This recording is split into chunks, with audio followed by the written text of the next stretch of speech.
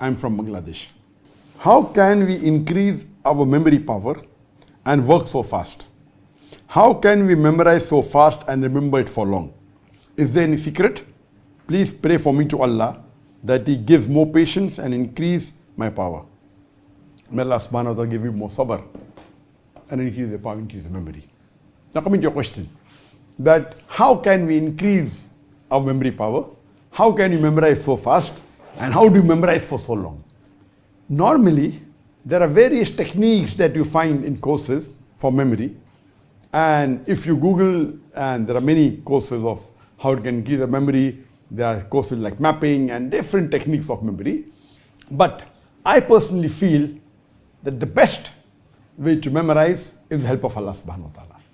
And there are 3 points which are always mentioned in my Dawah training program or for success in any matters. Number 1 is the help of Allah. Allah says in Surah Imran chapter 3 verse number 160, if Allah helps you, then none can overcome you. If Allah forsakes you, who is there then who can help you? So let the believers put their trust in Allah subhanahu wa ta'ala. So number 1, help of Allah. Trust in Allah, believe in Him, have faith in Him. His help is number 1 for your success. Without His help, you cannot get success. You may get temporary success, but not ultimate success in this world and the akhirah. Number 2, Allah says in the Quran, in Surah Ankabut, chapter number 29, verse number 69, that if you strive in His path, Allah will open up His pathways for you. So if you strive and if you struggle, if you do jihad in the way of Allah subhanahu wa ta'ala, Allah will open your pathways. So number 2 is after having faith in Allah, you should strive and struggle. You should do hard work. And number 3 is Allah says in Surah Nahl, chapter 16, verse 43. And Surah Anbiya, chapter number 21, verse number 7. Fas'alu ahli zikri in kuntum la ta'lamun. If you don't know, ask the person who's knowledgeable. The last is the technique. So number 1 for memory of any success is ask for Allah's help. See that your niyyah is very pure. See that you're doing it for sake of Allah and only to gain the pleasure of Allah. Number 2, strive and struggle.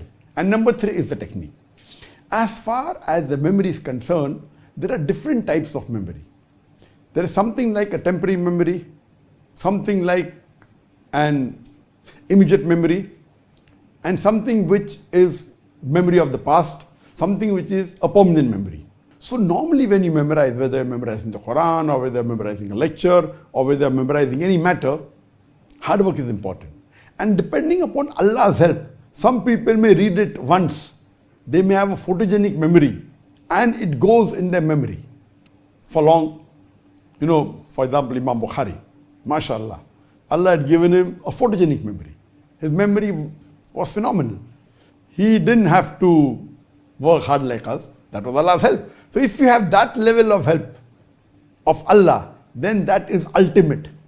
But naturally the iman was high and the help of Allah also was high. But generally everyone should seek Allah's help, number 1. Number 2, strive and struggle. So what you have to do when you memorize, of course, you have to repeat that multiple times. And once you repeat it few times, 5 times, 6 times, whether it be 1 sentence, 2 sentences or 3 sentences, whether it be few of the Quran or maybe 1 verse, if you keep on repeating, it goes into your memory, but it goes into your temporary memory. So for it to be for a longer time, what you have to do, once you repeat it a few times, now again repeat it after maybe half an hour, then repeat it again after 2 hours, then again after 5 hours. The more you repeat and memorize, it keeps on going deeper and deeper in your memory. So if you're preparing for a lecture tomorrow, maybe you memorize it, then again repeat it after half an hour, then repeat that thing after 2 hours, after 5 hours. You repeat it few times and then maybe you're able to give the lecture. But after you deliver the lecture, if you ask to deliver the same lecture after 1 year, you won't be able to do it. Leave aside 1 year, after 1 month you can't do it. Even after 1 week you may not be able to do it because it was only in your temporary memory. So what you have to do, after you have delivered the lecture, you have to keep on repeating it. Or if you are giving a lecture again after a month, again you memorize it. So if you want it to be part of your permanent memory, then you have to do muraja, you have to do revision. And that's what is done by the people who hafiz al-Quran. If you memorize the Quran, if you memorize the full Quran, you're called hafiz al-Quran. That means you memorize the full Quran by heart. But if you really analyze most of the huffaz that are there in the world, there are millions of huffaz, but all of them cannot repeat the Quran in one go. Or they may memorize the Quran, they memorize a few verses, then maybe a few surah, then maybe a juz, maybe 2 juz. While they keep on memorizing the full Quran, 30 juz, then they may forget the first juz or the second juz or third juz, unless they do muraja. So the different techniques of memorizing, if you keep on memorizing, going ahead, and don't revise your past memory, you will forget it. So what they do, when you memorize a few pages, when you keep on going ahead, you even keep on revising what you had memorized yesterday, or what you memorized a week back, or what you memorized a month back. Of course, the more you keep on memorizing, if the volume keeps on increasing, the juz you memorize keep on increasing. To memorize everything is difficult. So then you have to divide yourself in memorizing new verses of the Quran as well as in doing revision. A time will come that the time for revision is more than the time you are required to memorize the new verses. So if you do a proper system, and once you finish the Quran, normally when a human being completes memorizing the Quran, he cannot repeat the Quran from first page to the last page. No, that's a misconception. Of course, he has to do muraja. So if he spends time maybe 2 years in memorizing the Quran, some people take 3 years, some people finish in 1 year. The faster you memorize, the faster you forget. There are courses where we are in a school, we will memorize the Quran in 2 months. It's possible. But if you finish in 2 months and you stop, after 1 month you cannot repeat the Quran. So even if you finish the Quran in 2 months, if you spend about 10 or 12 hours a day, a crash course, your muraja will take multiple months or years. So it's the same thing. You memorize in 2 months and you do revision for few years, or you memorize in few years and take additional few years for revision. So the main secret of memory is that you keep on repeating till the time it goes in your permanent memory. Now, most of the Muslims, majority, they know Surah Fatiha, because Surah Fatiha has become a part of their memory. Because Muslims are supposed to pray 5 times a day. And if you pray 5 times a day, you have to read minimum 17 rakah, or with a 20 rakah. So 20 times if you are repeating in the day, if you wake up that Muslim in the middle of his night, who's been praying regularly, not a Muslim who doesn't pray. If a person who prays regularly, or even if he prays even once a day, if he's praying for many years, if you wake him up from the middle of his sleep and you ask him to recite Surah Fatiha, he can do it easily. Because that has gone into his permanent memory. Even in permanent memory, there are levels. Deep down permanent memory, or not deep down.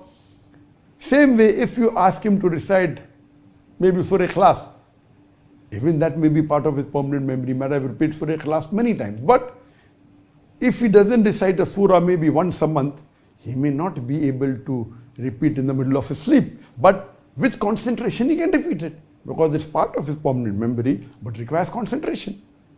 There may be certain things he memorized just recently. Unless he doesn't do muraja, he cannot repeat it. So that's the reason there are different types of memory. And I know that I have given several talks in my life. I know there are these few talks, maybe these 5 or 6 talks. You ask me to get up from my sleep and give a talk. I can give a talk without revision. Even if there are 50 verses of the Quran, 100 verses of the Quran, because those talks are part of my permanent memory deep down. There are other talks I may have to revise maybe for 15 minutes. Some talks I may have to revise for 1 hour. Some maybe 2 hours. Those talks which I give rarely, I may have to revise for 3 hours or 4 hours. So every talk of mine is not part of my permanent memory. Part of the talk may be, but not everything. And the more goes in your permanent memory, it helps you in the question answer session. In the question answer session, you may not have notes. You cannot have notes in front of you. Question answer session when you give live. So when you're giving a talk, you can memorize your talk and deliver the talk. But question answer session is something you aren't aware. Okay, here, because we're having question answer on the WhatsApp, etc., it's being filtered by my staff. And so some of the questions which I have received before from my staff, of course, that I've seen, so I can prepare if I want. And some of the questions I take live from the Facebook, from the YouTube, those questions which I take live are new questions. But normally, when we are handling an open question answer session in public, we are not aware of a single question. We can assume what may come and we can prepare for ourselves, but we don't know. So that time, if you have many lectures which are part of your permanent memory, that helps you in the question answer session. Therefore, I tell all my students, when you give a talk, don't carry notes. If you don't carry notes, you keep on repeating, it becomes part of your memory. Because in a question answer session, you cannot carry notes and search for the answer. It has to be from